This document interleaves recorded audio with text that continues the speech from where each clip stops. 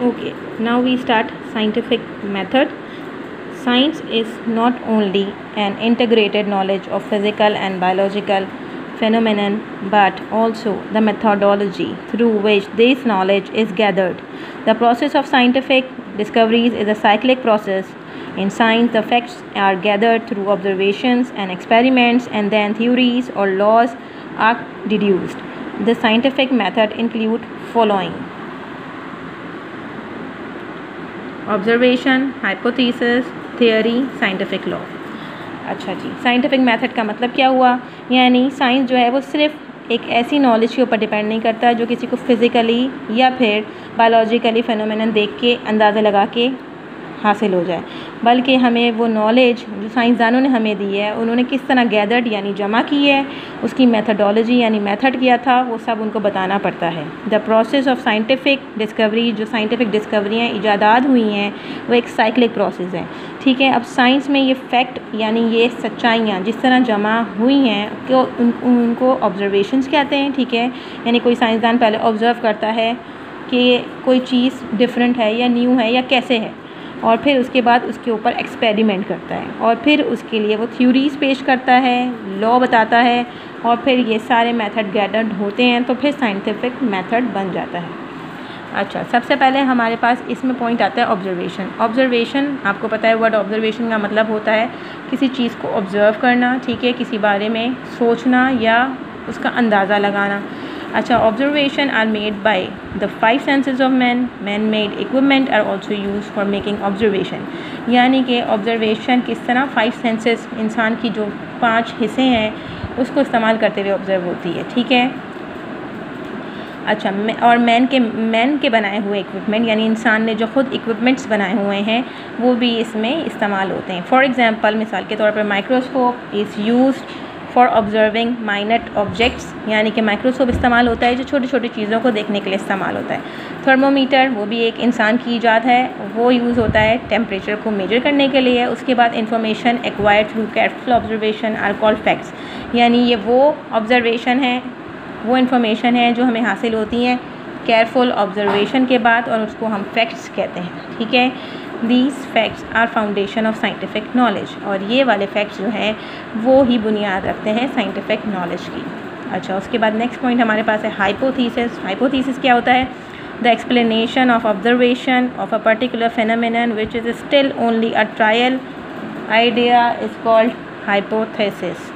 यानी कोई भी ऑब्जर्वेशन जो किसी भी साइंसदान ने कर लिया वो उसके बारे में एक्सप्लेनेशन देगा। पर्टिकुलर फिनोमिनन यानी जिस फिनोमिना की जिस तरीके से उसने ये ऑब्जर्वेशन हासिल की है या महसूस की है उसकी एक्सप्लेनेशन देगा, और या फिर which is still only a trial idea, या वो सिर्फ एक ट्रायल आइडिया है उसका, वो उसकी हाइपोथेसिस कहलाती है। ठीक है, अब थियरी क्या है? The scientific conveys his hypothesis to other workers of the same field, यानी साइंटिस्ट कन्वे करता है अपना हाइपोथेसिस यानी अपनी ऑब्जर्वेशन और हाइपोथेसिस अदर वर्कर्स, दूसरे लोगों के साथ, सेम फील्ड के यानी कि अपने की तरह ही साइंसदानों के साथ वो अपना ये आइडिया और ये अपनी ऑब्जर्वेशन शेयर करते हैं। ठीक है, कन्वे करते हैं फॉर द डिस्कशन, ताकि इस पर और डिस्कशन किया जाए, एंड फॉर फर्दर एक्सपेरिमेंटेशन, ताकि इस पर मज़ीद एक्सपेरिमेंट किया जाए, दूसरे साइंटिस्ट भी इन्वॉल्व हों इस एक्सपेरिमेंट में और मालूम करें कि आया ये जो ऑब्जर्वेशन और हाइपोथेसिस की गई है वो सही है या नहीं।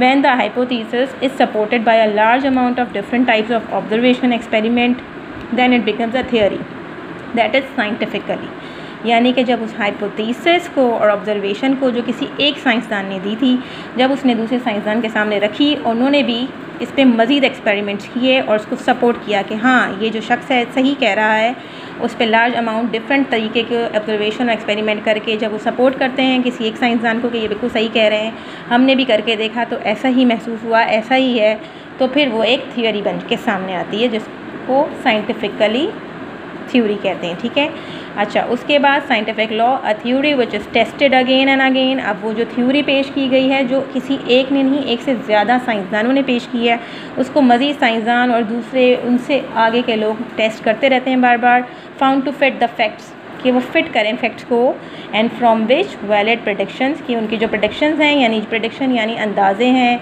वो बिल्कुल वैलिड हैं यानी ठीक हैं, may be made is then known as scientific law और प्रिंसिपल।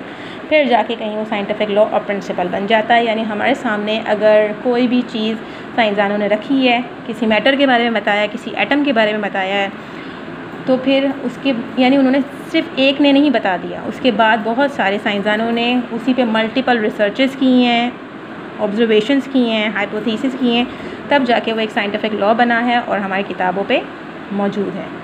ठीक है, अच्छा अब हम पढ़ेंगे कि what is the role of chemistry in the society. अब हमारी सोसाइटी में केमिस्ट्री का क्या रोल है, केमिस्ट्री हमारी सोसाइटी में किस तरह हमें सपोर्ट करती है।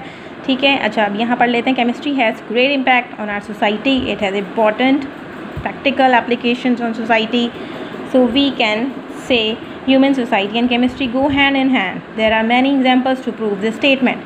यानी कि हमारी सोसाइटी पे केमिस्ट्री का बहुत गहरा इफ़ेक्ट है, इसको प्रैक्टिकली भी देखा जा सकता है और ऐसे कि जैसे हाथ में हाथ हो, केमिस्ट्री और सोसाइटी का ताल्लुक इस तरह से है। ठीक है, अच्छा इसको एग्जांपल से प्रूव किया जा रहा है कुछ स्टेटमेंट के साथ। फर्स्ट स्टेटमेंट है आपके पास, chemistry give us knowledge how field can be made fertile by using chemical fertilizers. अच्छा जी, फर्टाइल का मतलब होता है वो ज़मीन जो हमें ज़्यादा अनाज पैदा करके दे, ठीक है, जो बंजर ना हो। तो केमिस्ट्री ने हमें नॉलेज दी है, हमें इंफॉर्मेशन दी है, हमें तालीम दी है, हमें बताया है कि किस तरह फील्ड यानी हम अपनी फसलों को, अपनी ज़मीनों को फर्टाइल बना सकते हैं ताकि वो हमें ज़्यादा अनाज पैदा करके दें। किस तरह, केमिकल फर्टिलाइज़र को यूज़ करने के बाद। यानी केमिकल फर्टिलाइज़र्स हमें कौन दे रहा है, केमिस्ट्री दे रही है, जो हमारे लिए यूज़फुल है, हमारी सोसाइटी के लिए ही यूज़फुल है, वो हमारी फील्ड को फर्टाइल बना रही है। मैनी थिंग्स, सेकंड पॉइंट है, many things use in our society made by PVC polyvinyl chloride compound of chlorine. बहुत सारी चीज़ें हमारी सोसाइटी में पीवीसी पॉलीविनाइल क्लोराइड की बनी हुई हैं। अब ये जैसे जैसे आप केमिस्ट्री पढ़ेंगे आपको पीवीसी के बारे में मालूम पड़ता जाएगा। थर्ड है, many medicine are use to fight against harm disease. Harm यानी ख़तरनाक, डिजीज़ यानी बीमारियाँ, as you know all which are given chemistry to our society. बहुत सारी बीमारियों से लड़ने के लिए मेडिसिन हमें केमिस्ट्री ने दी हैं, जो आप सब जानते ही हैं। अच्छा, 4 है, द नेचुरल फाइबर कॉटन और wool is not enough for fast growing by human population, so chemistry give us artificial fibre for our cloth. यानी जो कुदरती फ़ाइबर हैं कॉटन और वूल, वो इतना काफ़ी नहीं है कि आजकल की पॉपुलेशन को पूरा हो जाए। इसलिए केमिस्ट्री ने हमें बताया है कि आर्टिफिशियल फ़ाइबर हमारे कपड़ों के लिए किस तरह बनाया जा सकता है। Many synthetic products like cement, glass paper and soaps are use by our society. तो ये सीमेंट, ग्लास पेपर, सोप जो हम यूज़ करते हैं, ये हमें दी है केमिस्ट्री ने।